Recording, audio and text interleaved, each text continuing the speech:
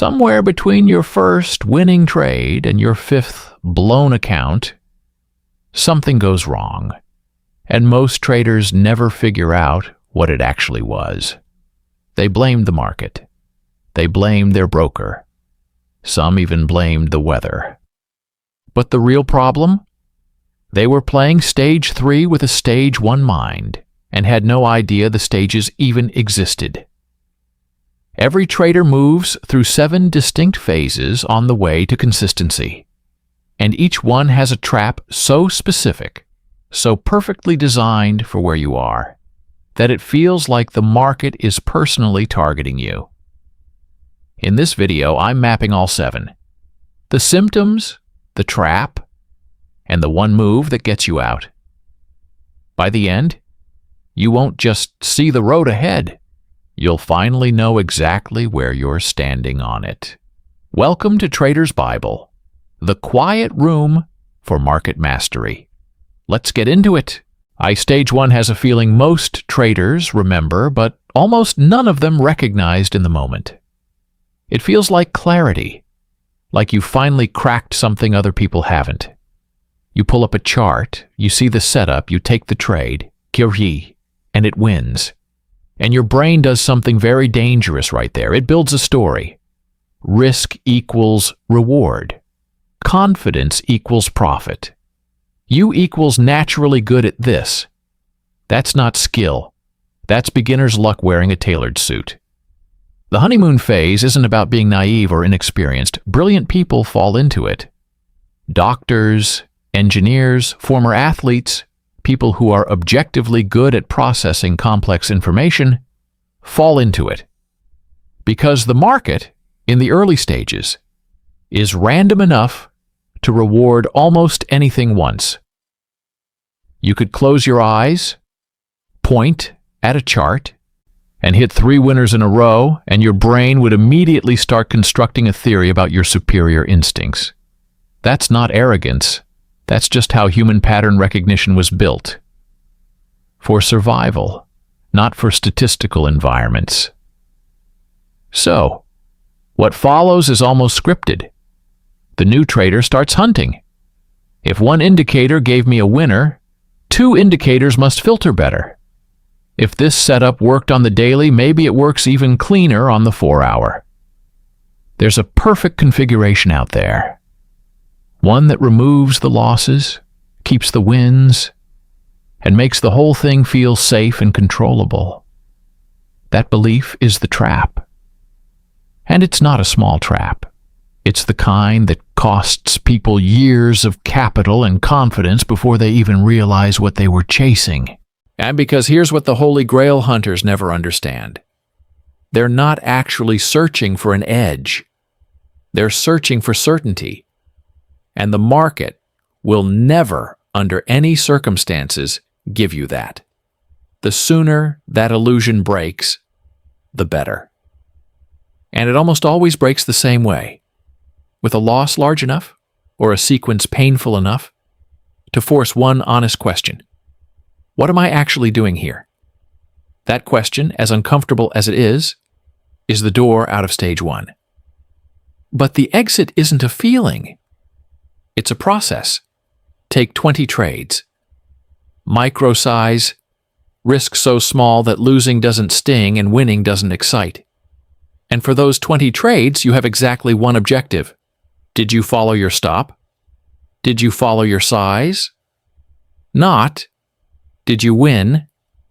Not, did the setup look perfect? Did you execute the rule you set before you entered? Because if you can't follow a simple rule when the money barely matters, the evidence is already in. You will not follow it when it does. 20 trades. Fixed stop. Fixed size. Full stop. That's Stage 1's only exit.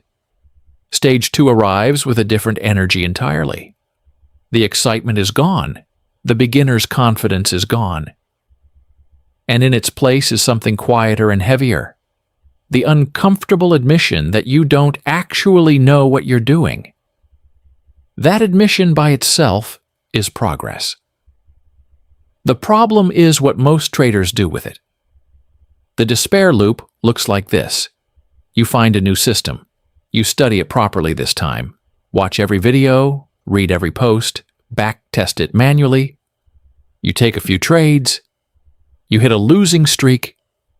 And instead of understanding that losing streaks are statistically guaranteed with any valid edge, you interpret the losses as evidence. The system is broken. The mentor was wrong. This doesn't work for my personality or my time zone or my account size. So you move on. New course, new community, new set of indicators with a different name for the same concept you just abandoned. And the cycle repeats, sometimes for months, sometimes for years, while the account slowly drains not from one catastrophic loss, but from the accumulated cost of never finishing anything. What's actually happening underneath that loop is a specific kind of paralysis. It's not that you have too much information, though you do. It's that none of the information has been tested long enough to produce anything meaningful. You're running 100 experiments simultaneously and drawing conclusions from none of them. Every data set gets abandoned right before it would have started teaching you something real. There's also something operating in stage 2 that doesn't get named enough. Signal dependency. Following someone else's calls and entries, and look, on the surface it sounds reasonable. If a professional is identifying the setup, why not follow their lead while you're learning? But the arrangement is psychologically broken from the start. When the trade wins, you feel nothing, because you didn't make the decision. When it loses, you feel betrayed, because someone else made the decision but you absorbed the loss. You've outsourced the action without outsourcing the emotional weight. That's a losing structure every single time. The exit from stage 2 is the input freeze. 30 days. You stop buying new courses. You stop following new educators. You stop switching time frames the moment something doesn't work. One setup, one time frame, one session window per day. And you journal, not your profit and loss, but your execution behavior. Did you move your stop after entry? Did you enter before your conditions were fully met? Did you revenge trade after a loss to try to recover the number? The journal isn't a performance tracker. It's a behavior mirror. And most traders avoid it because they already suspect what they'll see in it. 30 days of that discipline will teach you more than 3 years of system hopping. Not because the setup is perfect, but because, for the first time, you'll have enough consistent data from one approach to actually learn something true about yourself and your edge. And here is where most trading content skips ahead too fast. Because what should logically come next, probability thinking, edge development, professional execution, doesn't actually arrive for most traders after the input freeze. Something else shows up first. Something that looks like progress but isn't moving. Stage 3 is the humility pivot, and it's the stage nobody warns you about. You've stopped system hopping. You're no longer chasing gurus or buying courses. You have one setup, and you're watching it daily. From the outside, it looks like you've turned the corner. But here's what's actually happening. You've become a student of trading without becoming a trader. You watch setups form and you don't take them because you want to be sure. You journal observations without acting on what the journal is telling you. And you wait for more confirmation, more data, more certainty before you commit.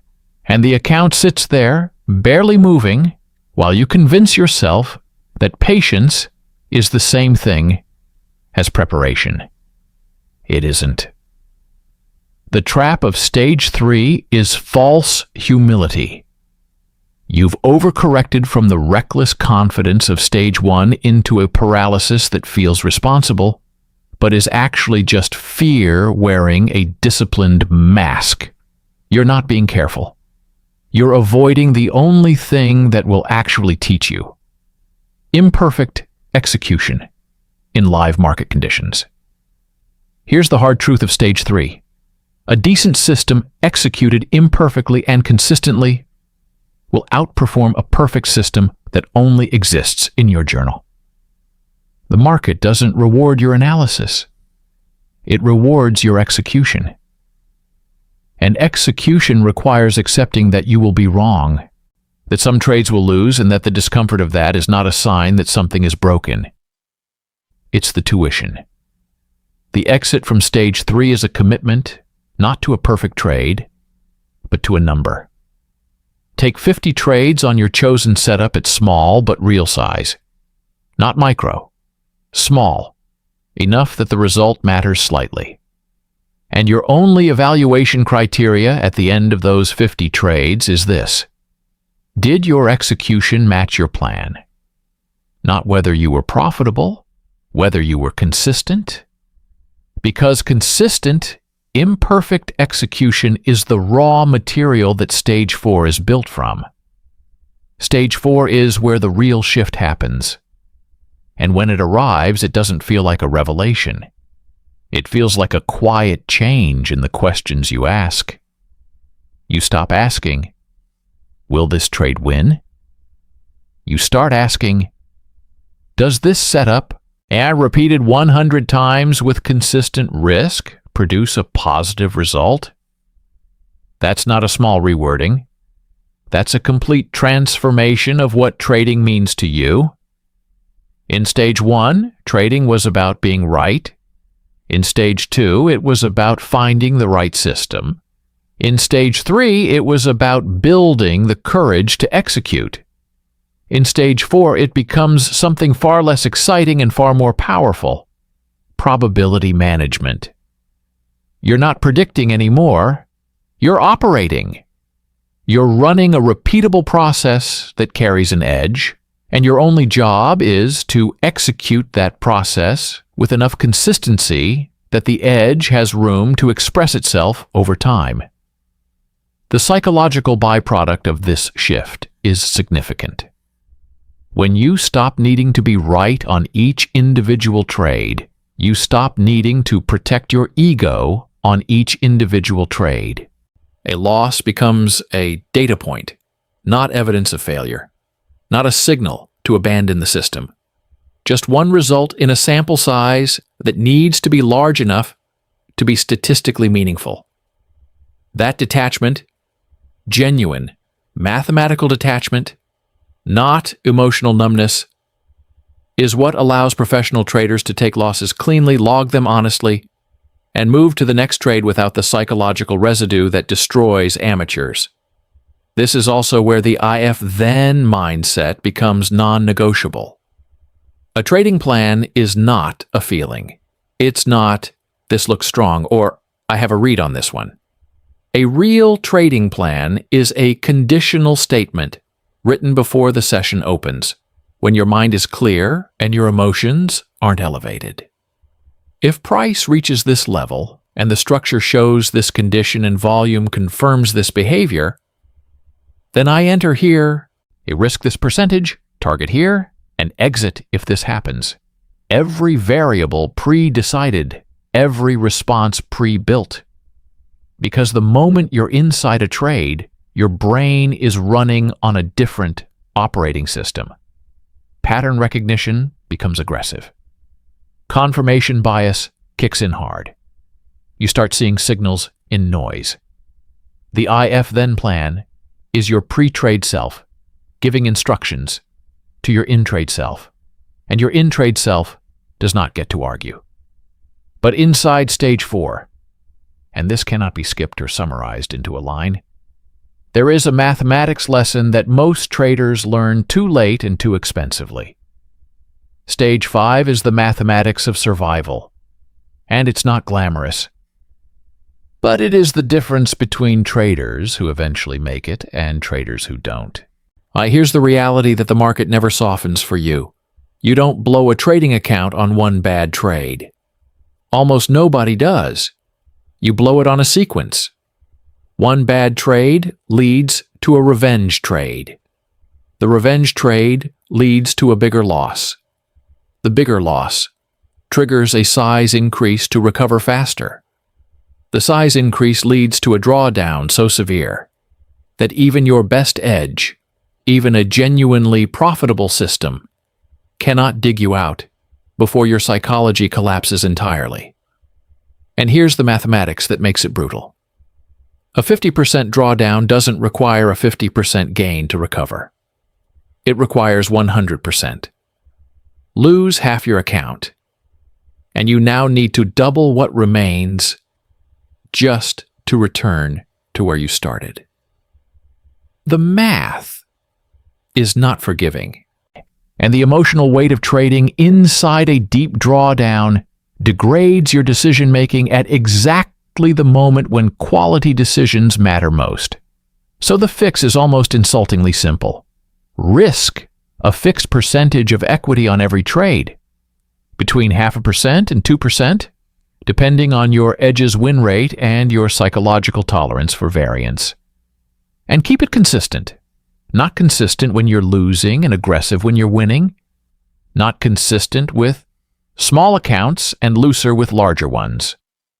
Always, mechanically, without exception. Because the stop loss is not a punishment for being wrong. It's an insurance premium. You pay a small, defined, pre-calculated fee to stay in the game. And staying in the game long enough, consistently enough, with enough capital remaining to let the edge compound, is the entire game.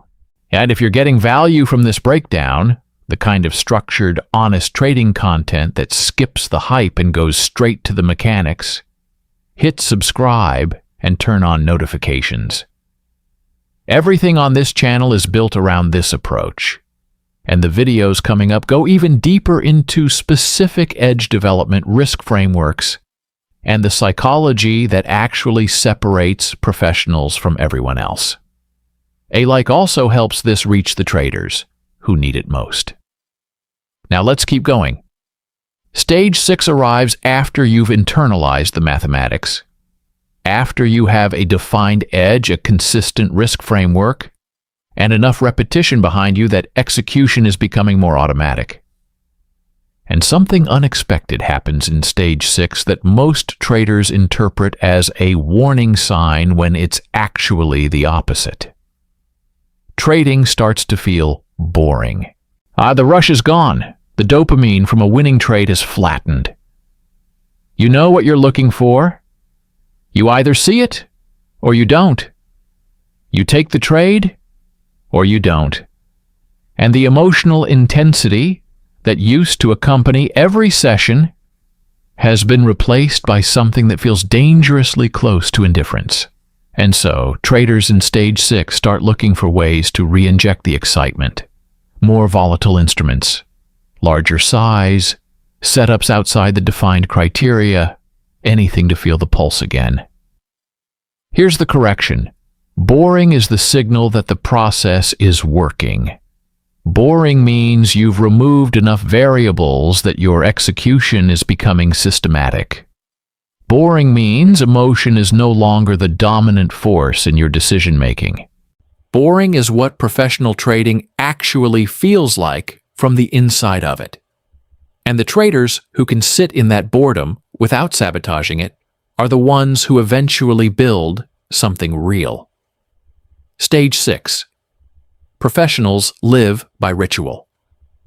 Before the session, calendar check for high-impact events, key levels marked, overnight price action reviewed, checklist confirmed. During the session, only trade when every condition on the checklist is met, not most of them, all of them. After the session, journal, and not the casual kind. They track MAE, maximum adverse excursion, how far against them each trade moved before it turned. They track MFE, maximum favorable excursion, how far in their favor each trade ran before reversing. They tag the emotion attached to each decision: fear, greed, impatience, overconfidence, hesitation, and they are building a behavioral data set on themselves because they understand that the biggest variable in their trading isn't the setup or the market or the macro environment. It's them. It has always been them. But stage 6 has a boss fight. And it's the most dangerous one on the entire map because it arrives disguised as earned confidence. After a winning streak, and stage 6 will produce winning streaks, something shifts in the psychology. You don't feel reckless. You feel calibrated. You feel like you finally figured out the rhythm of this particular market. And so you increase your size, just slightly. You take a setup that meets 80% of your criteria instead of 100, because your gut says the other 20% is probably going to show up. You extend your target because you feel this one has more room. And then the market does what the market always does. It moves without any interest in how you feel about it. A completely ordinary reversal hits. And because your size was larger and your rules were looser, the damage is disproportionate to what your system was designed to absorb. This is God mode. And professionals don't fall into it because they stop knowing things. They fall into it because they stop applying what they know. The defense is the same checklist at the same percentage, whether you're on a 10-trade winning streak or a 10-trade losing streak. The feelings of invincibility are noted and ignored. The process doesn't change because the results changed. That's the only way through. And then, somewhere after all of that, after the losses and the rebuilding and the journaling and the boring sessions and the God mode traps you caught before they caught you, something else appears, something that has nothing to do with charts. Stage 7 is the identity crisis. And it's the stage that quietly ends more trading careers than any losing streak ever did. Because it doesn't look like failure from the outside. It looks like a person who's finally got their trading together, but inside something is fracturing. Here's what happens. You've built the process. The checklist is real. The edge is documented. The risk is consistent. And you've trained yourself, through months of deliberate practice, to detach from outcomes, to not need to be right, to sit on your hands when conditions aren't met, to take a loss and feel nothing beyond mild clinical interest in what the data means. You've become, in trading terms, exactly what you were trying to become. And then you go to dinner with friends, and someone asks how work is going, and you realize you have no idea how to explain what you do or why it matters. You're at a family gathering and someone makes a joke about the stock market, and you don't laugh because you're genuinely processing whether their framing is statistically accurate. Your partner mentions that you seem distant, and you realize that you've been applying emotional detachment to conversations that weren't supposed to be emotionally detached. You've trained yourself so thoroughly to suppress reactive impulses in trading that the suppression has started bleeding into everything else. And the dangerous response, the one that ends careers, is to swing back, to re-inject emotion into trading to feel like yourself again, to take the impulsive trade, to hold the winner longer than the plan allows, because you want the number to mean something, to let a loss sting in a way that proves you still care, to use trading as a place to feel alive again. And right there, the edge dissolves. The exit from stage 7 is not a trading adjustment. It's a life adjustment. You have to consciously and deliberately build richness outside the market. Relationships, pursuits, identity that has nothing to do with price action, so that trading doesn't have to carry the entire weight of who you are. The market cannot be your only source of meaning, stimulation, or self-worth. Not because that's unhealthy in some abstract psychological sense, though it is, but because it will destroy your edge with mathematical certainty. The moment trading has to be exciting, it stops being profitable. Separate who you are as a trader from who you are as a person. Build both intentionally. And then bring your full, grounded, non-desperate self back to the chart. That version of you is the one that can actually execute Stage 7's ultimate skill. The one that every previous stage was quietly building toward. Knowing when not to trade, not out of fear, not out of hesitation, out of a clear-eyed professional assessment that the expected value of participating today is negative, because the setup isn't there, or the market is behaving outside your defined conditions, or because you didn't sleep well, and your decision-making is compromised, and protecting the quality of your judgment is more valuable than chasing a setup you'd otherwise skip. The amateur sits out because they're paralyzed. The professional sits out because they did the math and the math said, wait. Same action, completely different reasoning. And that gap in reasoning is the entire distance between Stage 1 and Stage 7.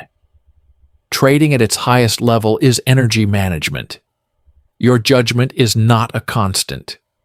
It degrades with fatigue, emotional noise, overexposure to screens, and unresolved psychological weight from outside the market. Stage 7 traders build their entire schedule around protecting the quality of their cognition.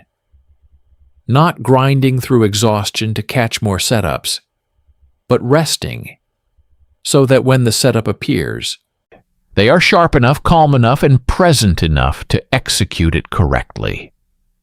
And the final insight of Stage 7, the one that tends to surprise people who spent years romanticizing what mastery would feel like, is that it's quiet. There's no moment of arrival, no trade that confirms you've made it.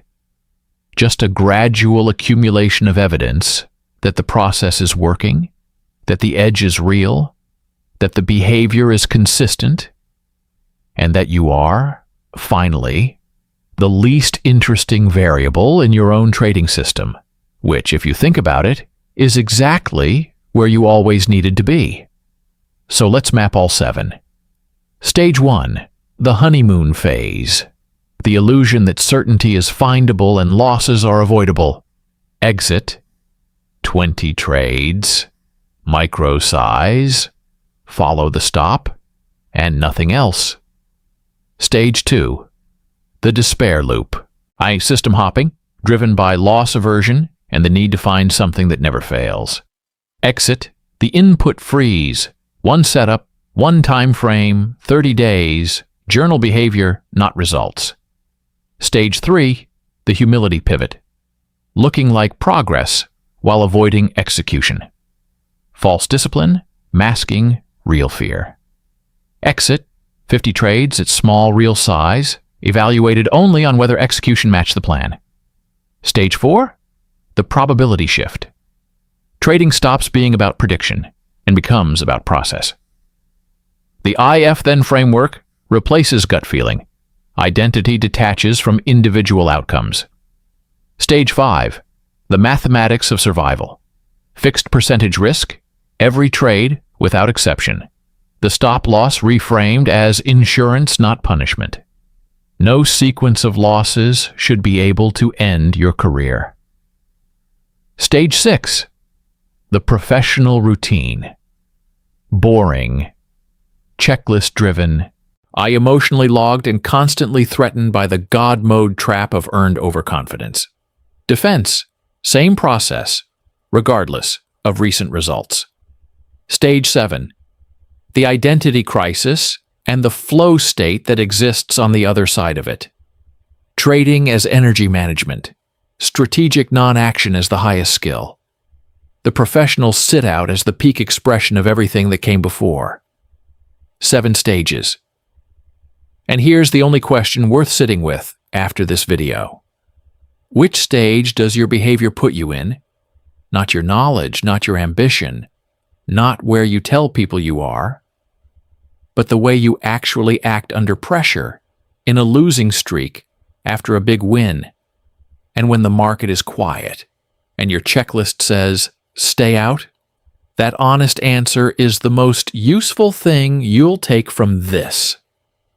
Drop your stage in the comments. Not to compare, just to locate yourself on the map. Because knowing exactly where you are is the only way to know precisely what to do next. Stay disciplined.